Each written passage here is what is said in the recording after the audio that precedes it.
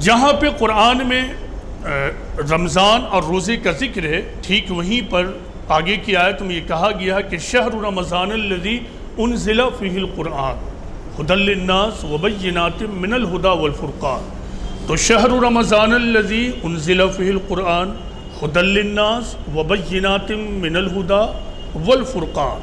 تو اس میں تین باتیں بتائی گئی۔ نمبر ایک، رمضان کا مہینہ جس میں قرآن نازل کیا گیا، اس کا مطلب رمضان ہی کے مہینے میں قرآن کے نزول کی بگننگ ہوئی ہے۔ آپ کو تو معلوم ہے کہ قرآن پارٹ بائی پارٹ 23 سال میں نازل ہوا، لیکن اس کی بگننگ اور اس کی شروعات، ریویلیشن کی بگننگ اسی رمضان کے مہینے میں ہوئی ہے۔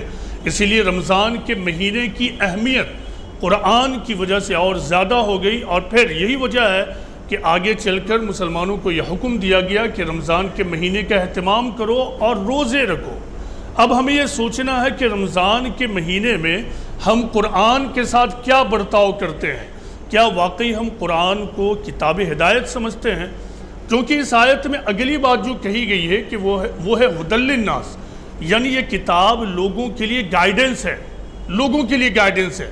یہاں پہ مسلمان ایک اور جگہ پھنس رہا، وہ یہ کہ یہاں یہ نہیں کہا گیا کہ ھدی للمسلمین، یعنی یہ مسلمانوں کے لیے ہدایت ہے، بلکہ ھدی للناس، تمام انسانیت کے لیے ہدایت کی کتاب ہے۔ اب اگر مسلمان اس کو اپنے کور اور جزو دان میں رکھ کے گھروں میں رکھتے ہیں تو اس سے کتنا بڑا سوال کل آخرت میں ان سے ہوگا، آپ خود سوچ سکتے ہیں کہ چونکہ یہ جب تمام انسانیت کے لیے ہے تو اب مسلمانوں کے اوپر فرض ہے کہ قرآن کو تمام انسانیت تک پہنچائیں۔ اور پھر یہ کہا گیا یہ کلیئر پروف سے گائیڈنس کے لیے، یعنی یہ ہدایت کے لیے بالکل کھلی نشانیاں ہیں، اور یہ فرقان ہے۔ اس دنیا میں قرآن ہی بلیورز کے لیے حق و باطل میں تمیز کرنے کا ایک معیار ہے، ایک ترازو ہے۔ دوسری تیسری کوئی بھی چیز اس معاملے میں فرقان کا درجہ حاصل نہیں کرے گی۔ اب سوال یہ ہے کہ قرآن ہدایت ہے، لیکن بعد کے زمانے میں کیا ہوا؟ ہم نے قرآن کو یا تو کتاب برکت بنا دیا، یا پھر کتاب فضیلت بنا دیا، یا پھر کتاب تلاوت بنا دیا۔ عام طور سے قرآن کی وہ حیثیت ہی ختم ہو گئی ہے ہمارے درمیان سے جس حیثیت سے قرآن کا نزول ہوا، یعنی کتاب ہدایت۔ اور ہدایت مل نہیں سکتی ہے جب تک کہ آدمی اس کے ورڈز اینڈ لیٹرز پر غور و فکر، تدبر اور کانٹمپلیشن نہ کرے۔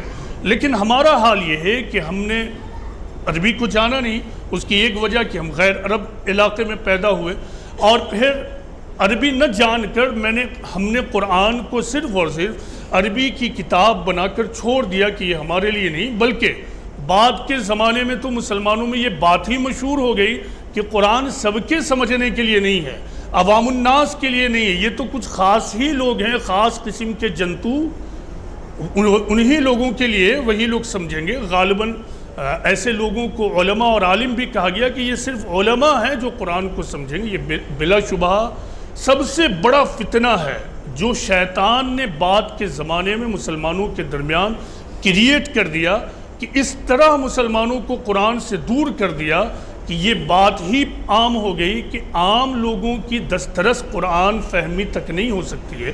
بلا شبہ کسی بھی کتاب میں، ٹھیک اسی طرح قرآن میں بھی بہت ساری باتیں ایسی ہیں جن کو ہر آدمی نہیں سمجھ سکتا ہے اگر علم اس کے پاس کم ہے۔ لیکن قرآن جو ہدایت کی کتاب ہے تو اس ہدایت کے پہلو کو تو ایک بچہ بھی سمجھ سکتا ہے اگر وہ شعور کی عمر کو پہنچ چکا ہے۔ تو قرآن کا وہ پارٹ جو ہدایت سے تعلق رکھتا ہے، قرآن کا وہ پارٹ جو لوگوں کو کریشن پلان آف گاڈ بتاتا ہے، وہ پارٹ جو لوگوں کو خدا کا تعارف کراتا ہے، وہ پارٹ جو یہ بتاتا ہے کہ ایک بندہ کا خدا سے کس طرح کا تعلق اور رشتہ ہونا چاہیے، وہ پارٹ جو یہ بتاتا ہے کہ سچی دینداری اور جھوٹی دینداری یعنی منافقت میں کیا فرق ہے، اسے ہر آدمی سمجھ سکتا ہے۔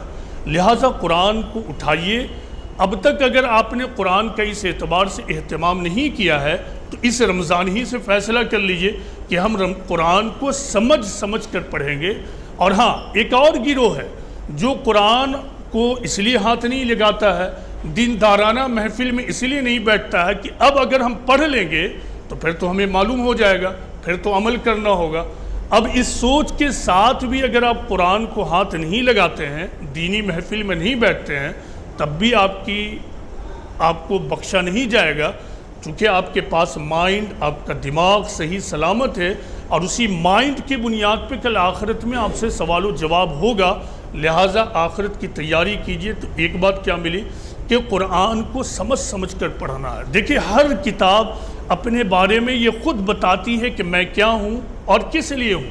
کوئی بھی کتاب، آپ میں سے اکثر لوگوں نے فزکس، کیمسٹری، بایولوجی، میتھمیٹکس یا کچھ بھی پڑھا ہوگا، ہسٹری، جغرافی، سیوکس، تو ہر کتاب کے انٹروڈکشن میں یہ بتایا جاتا ہے یہ کتاب کیوں ہے۔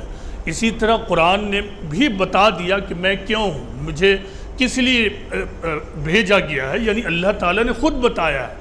ہدی للناس، اور ایک دوسرے مقام پر کہا گیا کتاب انزلناہ الیک مبارک لیدبروا آیاتہ ولیتذکر اولو الالباب، یہ کتاب جو ہم نے نازل کیا ہے بڑی بابرکت ہے، برکت والی ہے، لیکن یہ کن لوگوں کے لیے؟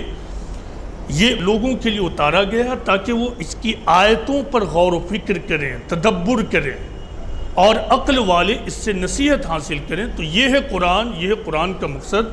تو اپنی زبان میں قرآن کو حاصل کیجئے اور قرآن کو ترجمے سے پڑھنے کی کوشش کیجئے، سمجھنے کی کوشش کیجئے۔ جو بات نہ سمجھ میں آوے تو جو اہل علم ہیں، قرآن کو جاننے والے ہیں، ان سے رابطہ بنائیے، کانٹیکٹ کیجئے، اور پھر انڈرسٹینڈنگ کی فضا ڈیولپ کیجئے۔